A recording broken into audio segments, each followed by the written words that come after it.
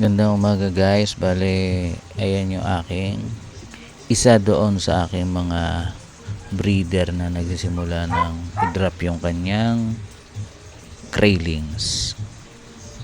Ayan, papakita ko sa inyo, meron pa siyang natitira sa kanyang tiyan na mga inalagaan niya na kanyang mga craylings. Ayan.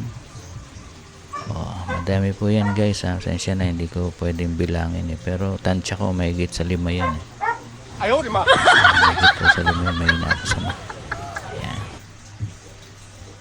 Yan po isa sa akin mga very female na nagda-drop na yan. Yung kinabukasan po, sinilip ko, ayan yung mga craylings. Ang pagkaintindi ko kaya sila nagagaganyan is pwedeng malamig po yung tubig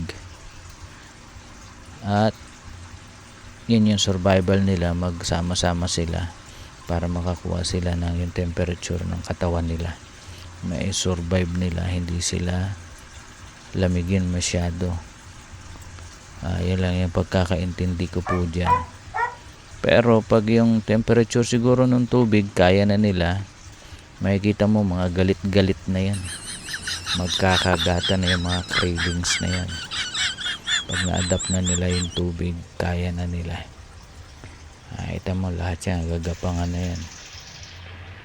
Yan guys, yung aking isa sa mga nag-drop na breeder. Ito naman yung 100 gallon aquarium. Nandyan yung aking mahigit sigurong 10 peraso yan, lahat buried. Ito yung 4 out na 45 inches yan, ready to breed na po yan guys.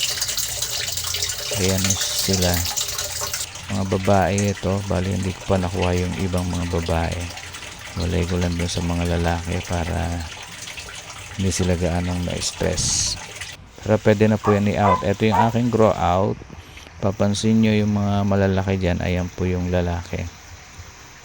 Mas mabilis pong lumaki yung babae tsaka kaysa sa lalaki, kaya mas maigi po nakahiwalay yung lalaki sa mga babae.